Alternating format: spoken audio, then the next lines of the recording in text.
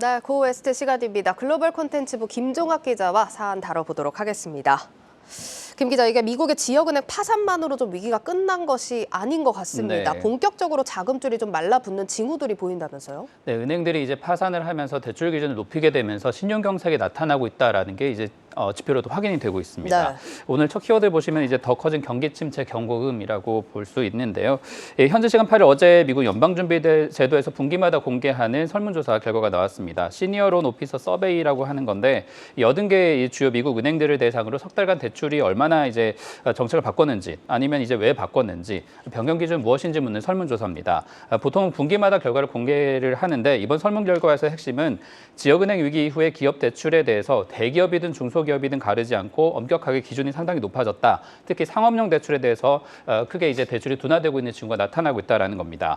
매출 5천만 달러 이상인 대기업에 대해서 대출 기준을 다소 강화한 은행의 비중이 42.9%, 소형 기업에 대해서 45%로 이게 비중이 조금 더 높습니다. 네. 그리고 부실 위험이 커진 중소은행들 같은 경우는 더 까다롭게 이제 상당히 강한 대출 정책을 쓰고 있다라는 응답을 지금 나타내고 있고요.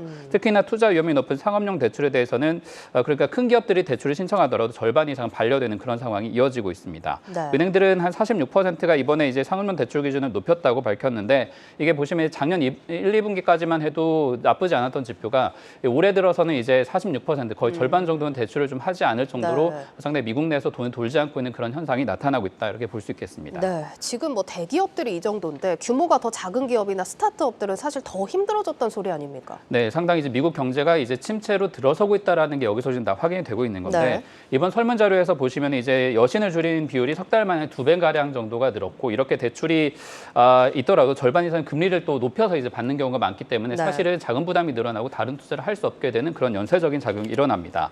그럼 은행들은 이제 미 연준의 정책 변화가 예상되는 남은 기간 대출을 그래도 좀 풀어줄 것이냐 보면 또 그렇지가 않습니다. 응답 기관의 한 55%는 대기업의 대출을 더 강화하겠다 이렇게 밝혔고 네. 경제자문업체가 또 이에 대해서 분석을 한 게 있는데 정부 정책 담당자들이나 투자자들은 앞으로 이러한 이 지표들이 결국에는 실물 경제의 충격으로 이어질 수 있는 점을 감안해야 된다 이렇게 상당히 경고음을 내고 있는 상황입니다. 예, 사실 이렇게 경제 전망이 좋지 않다면 현금 비중을 늘리는 게 좋을 겁니다. 그런데 미국의 자산가들의 생각은 그렇지 않다면서요? 네, 자산가들은 이런 때도 역시 역발상 투자를 하고 있는 것으로 나타났습니다. 네. 골드만삭스가 이제 최소 두 번째 신호는 그래도 산다라고 이제 키워드를 잡았는데 예. 골드만삭스가 이제 조사를 한 자료입니다. 최소 5억 달러에서 100억 달러, 그러니까 우리 돈으로 많게는 10조 원 이상 자산을 가진 전 세계 166개 패밀리 오피스를 대상으로 조사를 한 건데 여기에서 보면 기본적으로 이 초고액 자산가들의 이제 반 이상이 뭐 미국이나 유럽, 아시아에 걸쳐 있기 때문에 지역마다 통화 자산에 어떻게 투자를 하고 있는지 그런 그런 가이드를 알 수 있는 데이터라고 할 수 있습니다. 네. 그런데 보시면은 2021년 조사에 비해서 주식 비중이 지금 표가 나오겠지만 31%, 28%로 보시면 중간에 이제 파란 좀 더 진한 색깔로 보시면 됩니다. 이게 네네. 비중이 다소 줄어든 것으로 나타났는데 사실 한 3분의 1 정도로 여전히 상장 주식에 투자하고 있는 것이고 워낙에 시장이 하락하다 보니까 줄어든 것처럼 보이지만 자산가들이 여전히 주식에 비중을 많이 두고 있다. 그리고 현금에 대해서도 어느 정도는 의지를 하고 있다라는 데이터를 볼 수 있겠습니다. 네. 이에 대해서 골드만삭스는 지속적인 투자를 워낙에 강조를 하는 자산가들이기 때문에 더 길게 보고 있고 그만큼 앞으로 좀 위험을 감수하려는 성향이 아직까지 나타나고 있다 이렇게 해석을 하고 있습니다. 네, 그러면 이 자산가들이 지금 어디에 나눠서 투자를 하고 있는지 그 분야도 알 수 있을까요? 네, 이 분야들도 상세히 공개가 되어 있는데 아무래도 현금 부자들은 세계적인 부자들이라 하더라도 현금을 굉장히 사랑하는 건 여전히 이제 나타나고 있고요. 네. 다만 그 비중이 작년보다는 좀 줄어드는 그런 추세입니다. 이러한 자금들이 어디로 투자가 되는지 본다면 채권이나 사모 주식 그리고 공모 주식 같은 데 투입이 될 예정이고요. 큰 변동은 없지만 원자재나 상품 자산에 대한 투자도 늘어나는 것으로 보입니다.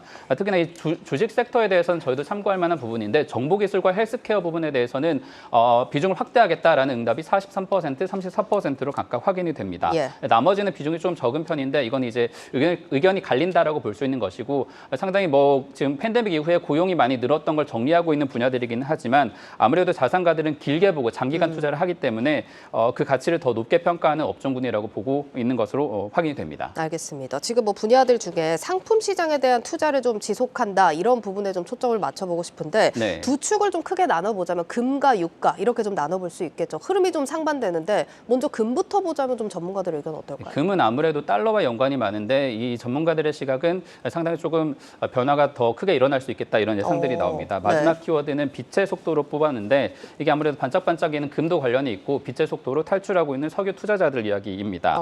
올해 1분기 전 세계 중앙은행의 자산 변화에서 가장 크게 이제 비중이 늘어나고 있는 게 금 가격인데 중국에서 비중을 크게 늘리면서 4조 원어치 이상을 최근에 이제 사들이고 이 때문에 금 가격이 2,000달러를 온스당 넘어서기도 했습니다. 네. 이런 수요 증가 때문에 뱅크 오브 아메리카에서는 연준이 이제 금을 찍어낼 수 없다. 결국에는 금 가격이 온스당 3,000달러까지 갈 수 있다. 아주 낙관적인 전망을 하기도 했고요. 그렇네요. 예, 또 그리고 이제 이 애널리스트 설명을 좀 들어보면 경기가 위축되고 결국엔 재정을 풀게 되는데 그렇게 되면은 법정 통화 달러가 정말 가치를 지킬 수 있겠느냐 그렇게 근거를 제시하고 있습니다. 알겠습니다. 뭐 금값은 이렇게 오르고 전망도 좋지만 국제 유가는 사실 정반대입니다. 시장이 훨씬 불안정하다 이런 분석이 있죠. 네, 불과 한 달 만에 가격 흐름이 완전히 바뀌었고 그렇죠. 이 때문에 이제 투기꾼들이 도망가고 있는 흐름이 나타나고 있다는 겁니다. 이 3개월 가격 추이를 보시면 정말 널뛰기 하듯이 가격이 지금 움직이고 있는 상황이고요. 네. 주간 단위로 3주째 하락세입니다.